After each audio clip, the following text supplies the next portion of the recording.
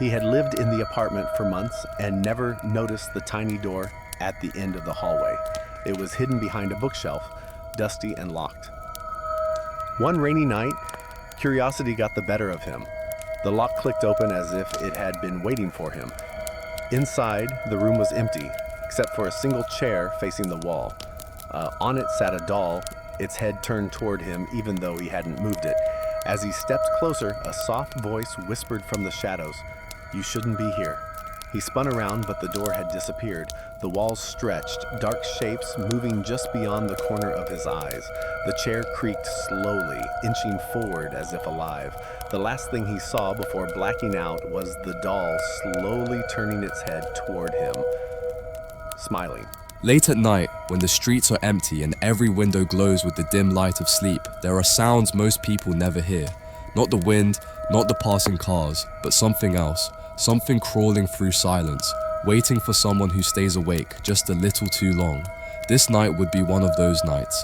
Inside the narrow apartment, a young man sat alone, scrolling through his phone to distract himself from the loneliness settling in the air. The clock ticked past 3:17 a.m., an hour rumored to draw in the restless dead. He didn't believe it, of course, until the hallway lights flickered, once, twice, and then died completely. In the darkness, his screen became the only source of light, the blue reflection carving sharp shadows across his room. At first, it was a sound, soft, irregular, almost like someone dragging nails across the floorboards. Some things hunt only in darkness, some things wait for a doorway to open.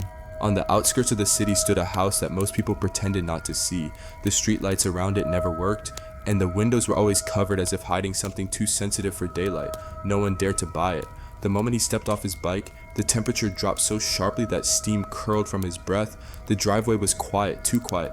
The kind of quiet that makes the bones feel hollow. He rang the bell once. The sound echoed deeper than the house looked, like it traveled down a tunnel instead of a hallway. The door unlocked by itself and opened only an inch. A soft female voice whispered from inside, telling him to come in, telling him the order was already paid for. He pushed the door open and stepped inside. That was his last mistake. The interior smelled like old wood soaked in rainwater. Every night after midnight, I heard footsteps pacing in the attic. At first, I blamed the house settling, until the footsteps began matching my movements. When I stopped, they stopped. When I breathed, they breathed. Dust trails started appearing down the hallway, ending at my bedroom door. I wiped it away, hoping it would end, but the footsteps only grew faster and heavier. Finally, a neighbor went up to check. The attic was empty except for a recorder playing my own voice, crying and whispering for help. Confused and terrified, they shut the hatch and left. That night, the footsteps didn't return to the attic. Instead, something dragged itself slowly under my bed, breathing in sync with me again, closer than ever. He moved into the old apartment because it was cheap, not because it felt safe. From the first night, he kept waking up to someone whispering his name from the corner of the room. The whispers always stopped the moment he turned on the lights. By the third night, he noticed the closet door never stayed shut. No matter how many times he locked it, it would be open by morning, just a few inches, as if someone was quietly watching him sleep from the shadows inside. Fed up, he set up his phone to record overnight. In the morning, the closet door was open again. He checked the footage, expecting nothing. The babysitter thought the house was like any other, quiet, polished, and filled with framed family photos. She assumed it was the boy she was watching, until she checked his room and found him fast asleep, clutching his blanket. The laughter continued, echoing down the staircase, joined now by tiny footsteps that ran from room to room. She tried calling the parents, but the line only produced static and faint whispering. When she turned around, every family photo on the wall had changed. The mother, father, and child all had their faces blurred out, like ink smeared across the glass. Suddenly, the boy bolted upright from his sleep and pointed at the dark hallway. "Don't look at her," he whispered. "If she knows you see her, she stays." The footsteps stopped instantly. The lights went out for 3 seconds. When they flicked back on, a second child stood beside the bed, pale, grinning, and dripping water onto the floor. The boy whispered again, terrified. That one didn't listen. The song was always the same, soft, cheerful, almost like a lullaby meant for a child. But no matter how quickly I looked, there was never anyone outside. On the fifth night, the singing came closer, right beneath the window, followed by gentle tapping on the glass. I hid under the blanket until morning, convincing myself it was some strange local tradition I would eventually get used to. The next night, the lullaby started again, but this time it came from inside the house. The voice hummed from the kitchen, sweet and steady, as if someone rocked back and forth while singing. When I peeked from my room, I saw a shadow moving in slow circles, arms swaying as if cradling a child that wasn't there. I backed away quietly, trying not to make a sound, but the singing stopped mid-note. The shadow turned toward me. The voice whispered, almost disappointed, "You were supposed to be asleep." Every morning, I woke to find the dining chairs rearranged into odd patterns. Circles, triangles, sometimes stacked like a game no one remembered how to play. I lived alone, and the doors were always locked, so I chalked it up to sleepwalking or stress. One night, determined to catch the culprit, I stayed awake on the couch with the lights off. Hours passed in silence. Nothing moved, nothing whispered, nothing creaked. It was almost disappointing, until I blinked. During that split second of darkness, the sound of wood scraping exploded through the room. When my eyes snapped open, every chair was now facing me, perfectly aligned, like an audience waiting for a performance to start. Slowly, painfully, I turned my head toward the kitchen doorway. There were no chairs left in the dining room, because they were all stacked around me, forming a circle so tight I could barely move. From somewhere in the dark, a voice whispered, "Now we can begin." He always heard his name being called from the living room, softly, calmly, like someone familiar trying not to wake the neighbors. But every time he checked, the room was empty and the TV was off, the screen reflecting nothing but the dark. One night, fed up with the whispers, he hid behind the doorway instead of answering. "Come here," it said. "I'm already waiting." The invitation sounded exactly like his own voice. He stepped forward and froze. On the TV screen, his reflection was no longer standing still. It was smiling, wide, patient, and horribly alive, while the real him trembled in place. The reflection tilted its head and whispered through the glass, "Switch with me." The TV flickered once, then twice.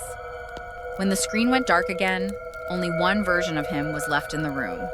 The other kept calling from inside the reflection, begging to be let out. He found an old voice recorder at a yard sale and thought it was just a novelty. That night, curious, he pressed play. Static hissed, and then a whisper called his name, soft but insistent. Confused, he dropped the recorder. The next morning, the device was back on his nightstand. He hadn't touched it. Hesitantly, he played it again. This time, the voice wasn't whispering, it was screaming, recounting every secret he had ever kept, every lie, every thought he'd never told anyone. Frozen, he realized the recorder hadn't recorded him. It had been recording him even while he slept. That night, the voice returned from the dark, repeating the same secrets, now live, now louder, and somehow right behind him. When he turned around, the recorder lay on the floor, still playing, now even though he hadn't pressed play. She had always hated the old mirror in the hallway, but it was her grandmother's, so she kept it. One night, she woke to see something moving inside it, her reflection smiling, even though she wasn't. At first, she thought it was a trick of the light, but when she blinked, the reflection didn't. It raised a hand, pointing behind her. Heart pounding, she spun around. Nothing. When she looked back at the mirror, the reflection was gone. The next morning, the mirror was cracked in the corner, and she could swear she saw faint handprints pressed against the inside of the glass. That night, the whisper came. "I'm still here." He had been getting strange calls for weeks, always at 3:17 a.m. But the calls were too consistent, too precise, and always arrived when he was completely alone. One night, curiosity outweighed fear. He answered the call. A whisper drifted through the speaker. "I can see you." He chuckled nervously, trying to convince himself it was a friend joking. But then the whisper returned, louder and sharper. "Right behind you." His heart raced. He turned slowly, scanning the dimly lit room. Nothing. Just shadows stretching across the walls. The caller ID flashed, his own number. Frozen, he watched as a shadow detached itself from the corner of the room, moving silently toward him. The whisper came again, this time from both the phone and the shadow. "You shouldn't have answered." The line went dead, and the shadow lingered, watching, breathing, waiting for him to make the next move. He woke to the sound of scratching at his bedroom door, as if someone or something was trying to get in. When he reached for the doorknob, he realized it was locked. He had locked it himself before bed. Heart pounding, he pressed his ear against the door. The scratching stopped, replaced by a slow, dragging sound across the floor on the other side. Then came a whisper, low and guttural. "Let me in." He shouted for help, but his voice seemed to vanish in the room, swallowed by the silence that followed. Summoning courage, he unlocked the door and swung it open. The hallway was empty, but the air felt heavy, thick, almost alive. When he stepped out, the room behind him shifted, walls slightly warped, shadows stretching unnaturally.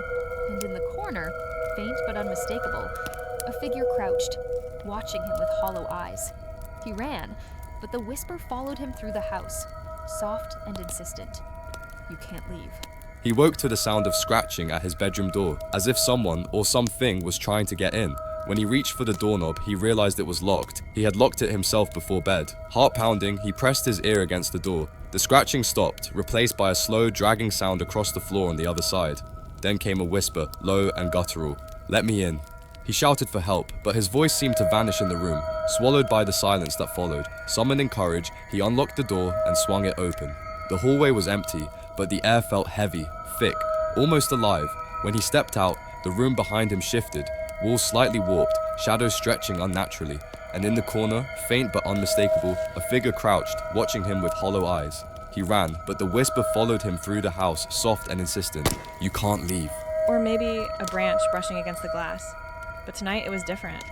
He ignored it at first, pulling the blanket tighter, telling himself it was nothing. Minutes later, the scratching stopped. Then came a soft knock on the door. His apartment was on the 10th floor. No one should have been able to reach him. Heart racing, he tiptoed to the door and peeked through the peephole. Nothing. Empty hallway. Relieved but uneasy, he turned back and froze. A pale face was pressed against the window, staring at him through the glass. Its eyes were black voids, and its mouth opened unnaturally wide in a silent scream. Before he could react, the face vanished. The next morning, the window was slightly ajar. Wet footprints led from the glass to the bed, and one set ended at the foot of the bed where the blanket had been pulled aside, as if someone had been sleeping there. He noticed it first on his evening jog, a figure standing still at the end of the street watching him. Every night, it appeared in a different spot, always just far enough to keep its face hidden in shadow. At first, he thought it was a neighbor, but no one ever approached or spoke. One night, he tried to confront it. As he got closer, the street went completely silent. No cars, no wind, nothing. The figure didn't move, but he felt eyes on the back of his neck, and a cold breath brushed against him. When he looked up, it was closer than before, impossibly so, and his own reflection in a nearby shop window was staring back, except the reflection smiled. He ran, but when he reached his apartment, the lights flickered. On his balcony, the figure waited, still watching, still silent, and for the first time, he realized it wasn't outside anymore. It was inside. It started with a single text at 2:47 a.m. "Are you awake?" He didn't recognize the number and ignored it. Minutes later, another arrived. "I see you." Thinking it was a prank, he blocked the number. The next night, the text returned, this time including photos of his apartment, taken from angles only someone inside could reach. Every window, every doorway, every shadow captured perfectly. Heart pounding, he checked the locks. Nothing was disturbed. Then the text came faster, one after another. "I'm closer." He ran to the living room and froze. His phone lay on the table, screen glowing, showing a photo he hadn't taken. Himself sleeping on the couch, with a dark figure standing above him, smiling. He had always ignored the attic in his new house, but one stormy night, he heard soft tapping from above. Curiosity mixed with fear, he climbed the stairs and pushed the door open. The attic was empty, except for a rocking chair moving slowly on its own. A cold wind swept past him, and he heard a faint whisper, "You shouldn't have come." He stepped closer, heart pounding, and noticed scratches on the floor, forming a circle around the chair. Before he could react, the chair stopped rocking, and a shadow detached itself from the far corner. He ran, but the whisper followed him through the house. "You belong here now."